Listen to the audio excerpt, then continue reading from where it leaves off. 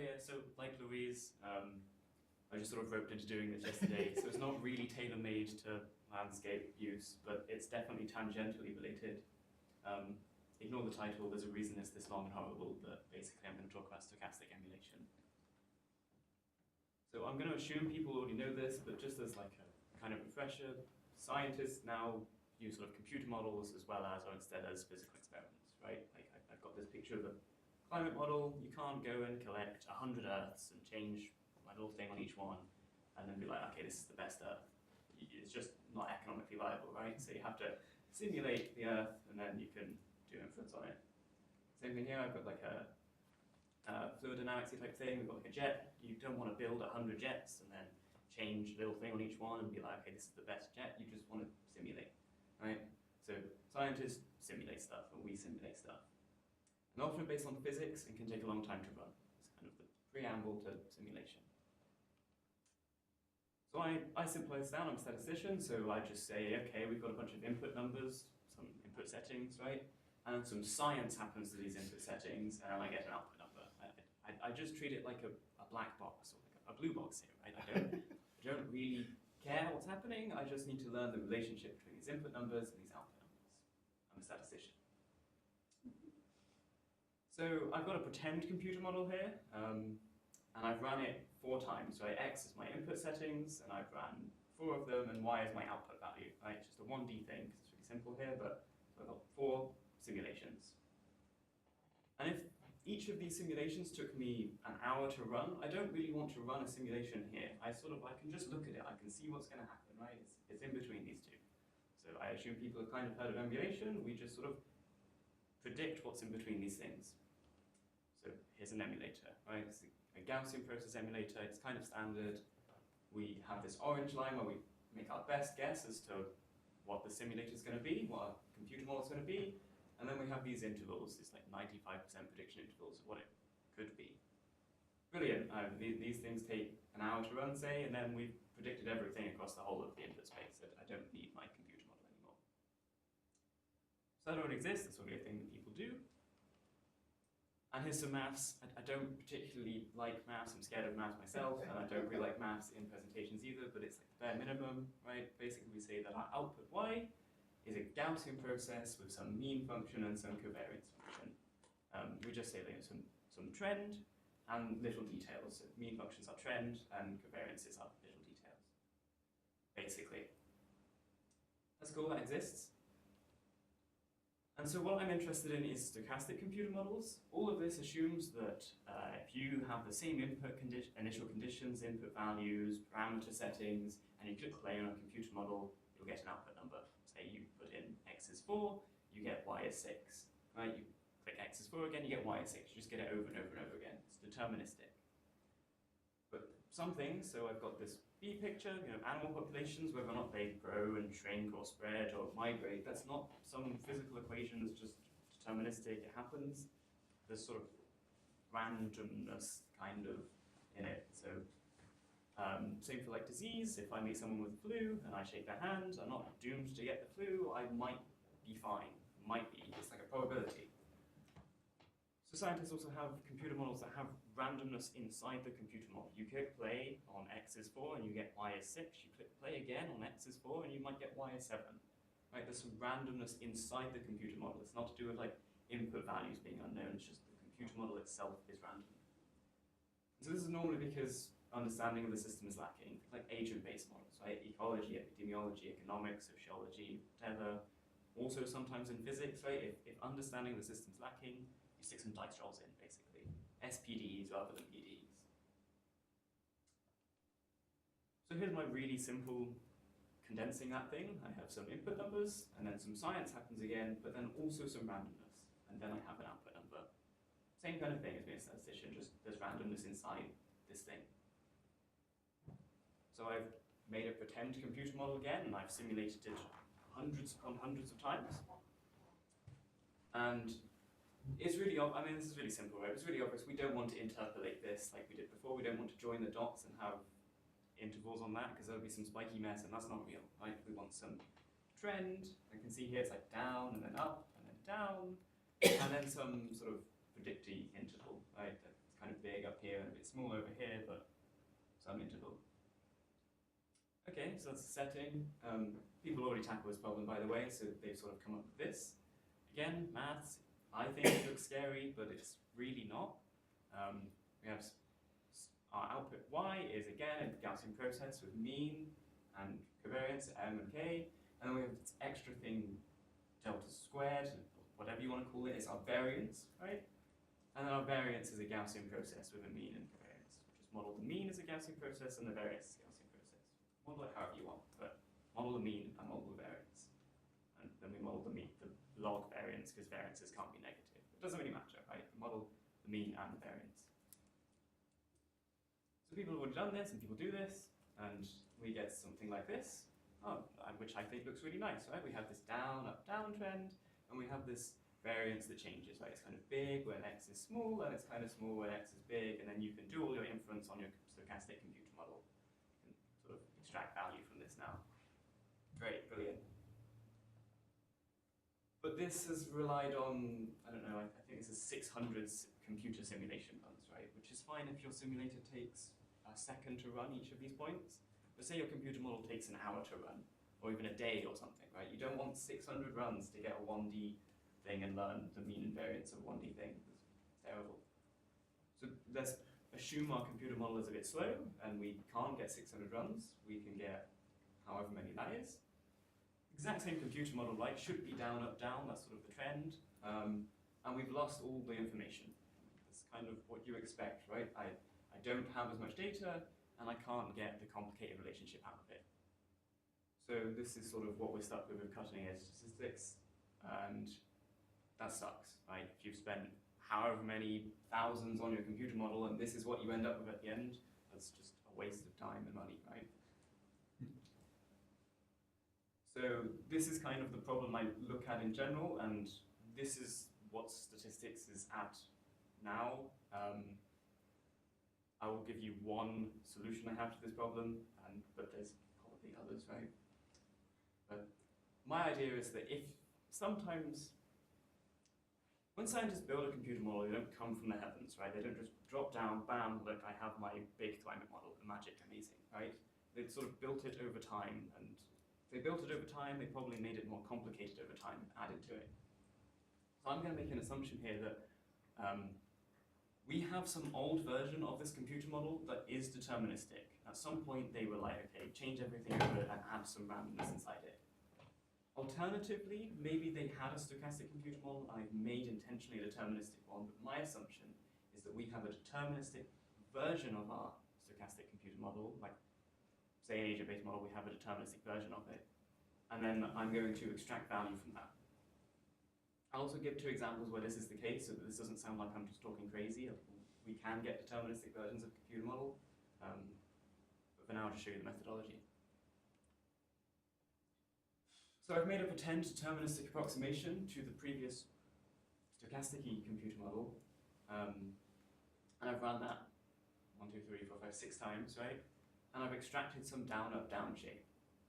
So just as a human being, if I was here, and I have this deterministic model and it says this, I know something's wrong here, right? I can sort of tell this should be informative in some way, right? If I have a deterministic model of bees, and I have a stochastic model of bees, I should expect the sort of trends to be similar. So then how do we stick this or add this onto the previous stochastic thing to get sort of more information? So again, maths looks scary, it's really not. Literally what I do is add the 2 together, right? It's like the simplest solution ever. I have some my output is based on some deterministic Gaussian process and some heteroscedastic stochastic Gaussian process, and these are the equations you basically saw before. Just add the 2 things together, right? Add my information together. And so I have this DET-GP models deterministic data and HET-GP models stochastic data. So I think maths is scary and confusing, and I think my description is terrible and bad, so I'm going to show pictures instead to show what sort of I'm thinking of happening. The pictures aren't quite accurate, but it's how I think of the process happening. So step one, you have your data, right? These black dots are your stochastic runs of some stochastic computer model, and these orange diamonds are your deterministic runs. It's just my data set. And so then I fit some deterministic Gaussian process thing. I fit to the deterministic data some emulator, and I get this down, up, down trend. Okay. And then my deterministic approximation is an approximation. I'm not saying my deterministic approximation is the mean. It's not perfect. I need to adjust this in some way. So you can't quite see, but basically the stochastic points in this plot are slightly bigger than the deterministic points. So we bring that up. You really can't see from this plot, but they're also bigger than the deterministic run up when x is 1, and bigger by less when x is small. So like the approximation is better when x is small, but again, and the approximation is worse when it's bigger. So we can adjust that. We can make these adjustments. So we adjust the deterministic point mean to be more in line with the stochastic data. And then we re-add the variance. We just add the variance as we did before, estimate that. And so this is at the end of, I don't know, I think it's 36 computer model runs. And we now have this down, up, down shape and variance. We've sort of basically almost got that perfect model we had with 600 runs or whatever the hell it was, with only 36. So if this takes 36 hours, that's a really good improvement. Ta-da, smiley face. And this is just proof that I wasn't just cheating at some threshold. If you just add 6 stochastic runs, you just add 6, you still get this straight line with lost all information, right? Deterministic runs have information and you can extract that. So that was all methodology. Yeah, I think it works, but me just showing you a toy example and saying it works is not really convincing, so I will now show some real examples. Maybe it would have been nice for these real examples to be on landscape stuff. They're not, but they could have easily been, right? So example 1 is sort of the standard stochastic model I think of as agent-based model. And so it's a susceptible, infected, recovered model, which is kind of a standard thing, but if you don't know it, basically we have a population of people, and they are susceptible, which is regular people, like healthy people, and when they have a chance to become infected with some disease, maybe it's the flu, right? Let's say it's really nice and the flu. And then over time, they have a chance to become recovered. You recover from the flu, or you die, but regardless, we consider you recovered after you've died. So susceptible, infected, recovered. And so people do these models for disease. It's kind of a thing people do. I've just grabbed one off the shelf, just some R package that does one, but there's more complicated ones. And the idea here is it's not a sine curve, but it's not super complex. I only consider 2 parameters. You can consider more, but you can't plot more than 2, so I'm just going to consider 2. Really, you shouldn't model disease with Gaussian, as in, like, if you end up with 0 people infected in day 1, you end up with 0 people infected in day forever later, and that's clearly 0 variance. And you can end up with these like bimodal things where maybe the disease blows up and maybe it doesn't. Regardless, I'm modeling with Gaussian, and I've sort of chosen the other parameters to make it more Gaussian just for illustrative reasons. The reason I use this is because agent-based models do have deterministic versions of them. This package has a deterministic version of this agent-based model. It's really simple, it's not quite accurate, but they have it, so use this. So the point of this plot is to say to you that I think that 2D plots are almost impossible to show nice. You can still do it, but it's hard to do nice. This is my, this is if you just use this, not my method, the original method to extract the mean, and I've cut the variance, but extract the mean, this surface is the mean, and these are data points. Green are ones I use to fit, and orange are ones I use to check if things look nice. But it's a 2D plot and it's hard to tell. The colors are all horrible. I've not really tried to make it nice, but 2D is hard anyway. So what I'm going to do is I'm going to show you the actual results using like a slice. I can't remember where the slice is, but I slice it, right, and we just plot that. So here's a slice. I've obtained more data. It wasn't used to fit my emulatory thing. It wasn't used to extract this mean and variance. It's just so we as humans can see what's actually happening, and it's just to do with this slice. And if you use the old methods, you end up with a straight line and an exponentially increasing sort of variancy thing. And we can just look at the data and we can say that's not correct. clearly it's going up, right? There's this upwards trend as whatever x2 is as it gets small. And we miss that. Statistical methods think that this upwards tick is an increase in the variance, and so it says that's just an increase in the variance. The mean is, we want to believe things are simple to mean simple. My method does this, right? The same number of data points used to fit both things, and my method does this. Right? We have this exponentially increasing ticky thing, and the variance does not blow up to be ridiculous, right?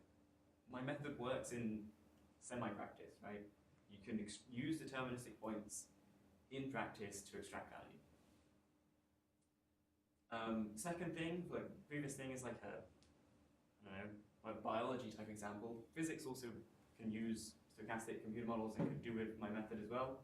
I have this thing of a building, right? And buildings get hot and they also use air conditioning and heating and stuff. So engineers have built this thing where you can model the energy usage of a building.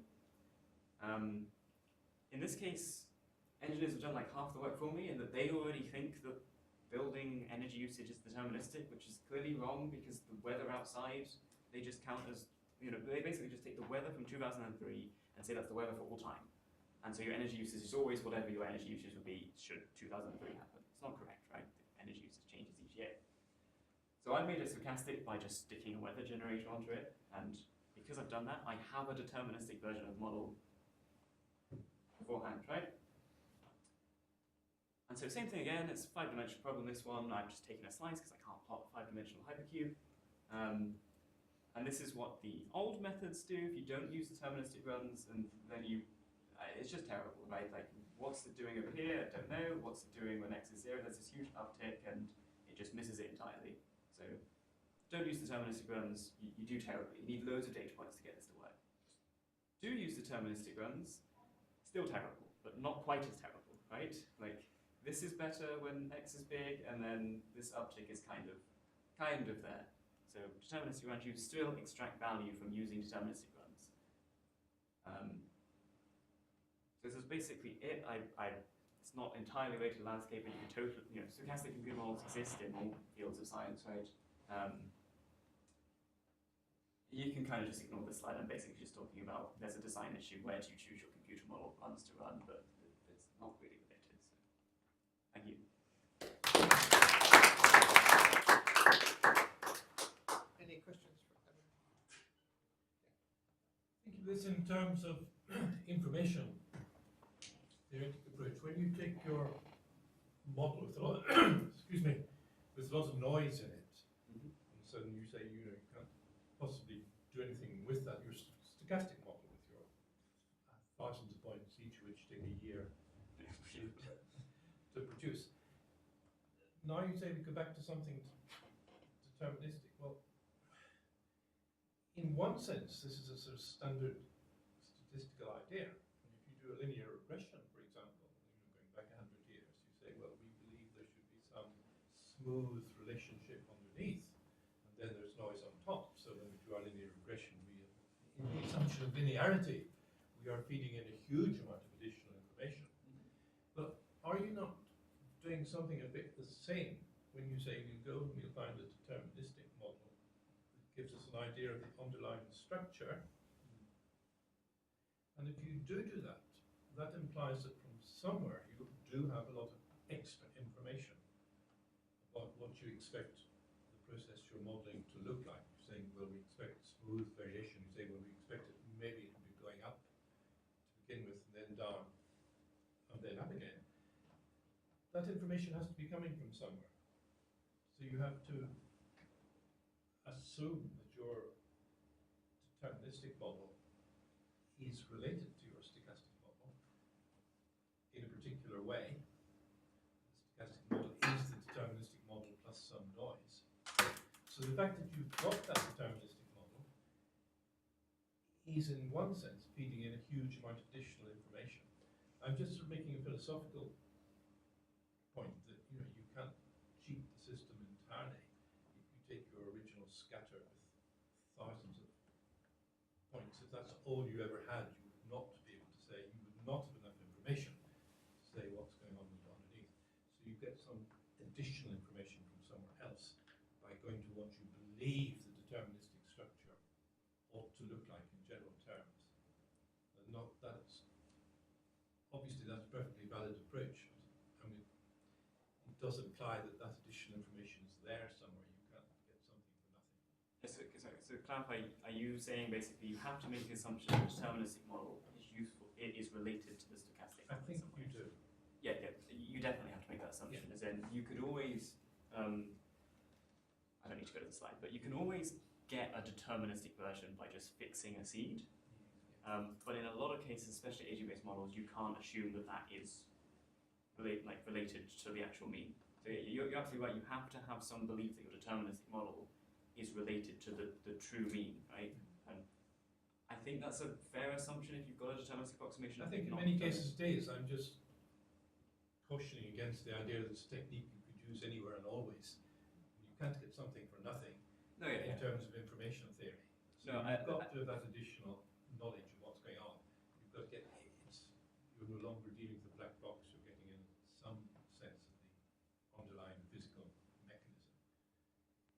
I think that's what I assume that the belief here is that you have to assume that the deterministic version wasn't absolutely terrible, basically. Yeah. Which I think is assuming that scientists 10 years ago, or that when they modified them to be deterministic, weren't terrible then. I think that's not an unreasonable belief, but you're right, there does need to be some caution to not just, whack whatever onto whatever, but make a cautious whenever doing any analysis, right? But Evan, just following up on that, if you put in the deterministic version that's not related, doesn't it just not help? no, it makes it worse. Yeah, well, it makes it worse, but it in a sense, it copes. It doesn't It will pretend. eventually cope. It doesn't pretend that it's worked. It doesn't actually lower the variances. It doesn't. No, so basically it's the equivalent of saying, so whacking a deterministic version is the same as saying you have a prior belief about the mean. And with anything, if you have a prior belief that's wrong, it does make things worse than if you didn't have a prior belief that's wrong. It does. Just like maybe kind of comment. So what I've also seen people do when they are trying to build some, Bayesian process emulator for stochastic application is to, you can, break down your problem into maybe two-stage problem where when you make some, your runs, maybe you've got some replicates, so you can build the Bayesian process for the main part and do another separate Bayesian process for the variance. Yeah, so this is kind of a slightly skip, but yeah, you can replicate stuff, and if you replicate the same X value, you get better estimates for the mean and better estimates for variance, and you can fit the mean and variance separately. In general, the belief is that that is worse than fitting it together, but you can just still do replicates and get the information from replicating values, and you can do that with this. Replicating stuff just gives you more of an insight. It's still useful to replicate in all cases, and I still think it's useful to whack a deterministic. Any information you have is useful information. You can replicate stuff.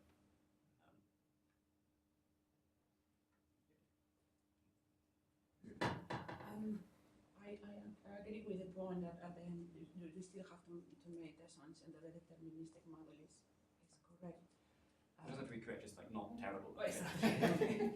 I'm just wondering whether that starting point can actually come from real data, so real observations that there are no enough data, but I give you an impression of more or less things that are correct and use that as so instead of using just computer models, deterministic, stochastic, is that use real data that more or less give you an impression of the relationship you're looking for and plug it into the emulator. Is that feasible? Yeah, so adding real data is kind of like an extra step, as in all of this is like living in computer model world, right? Where we assume everything is like the extra step of should you have real data is like yes, but that is regardless of any sort of statistical method you use. There's always that extra thing, right? So yeah, you should whack data on, right, to get your mapping to the real world from computer simulator. Yeah,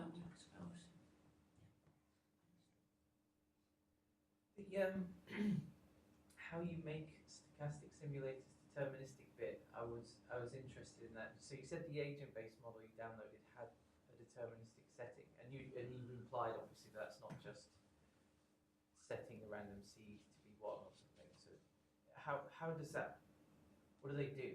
I have absolutely no idea because I don't know how computer models get made. I'm assuming that whatever beliefs they have to make a stochastic one, they just made another one, right? It's like, I think the agents have deterministic rules rather than stochastic rules. Right, okay. I was wondering, like, I just wondered if you could expand. I have little to zero knowledge of agent-based models, I'm afraid. No, sure, but I mean, if people around have SPDEs for something, are there sort of deterministic approximations to those? I'm unsure of the answer, sorry. Okay, coming through. Well,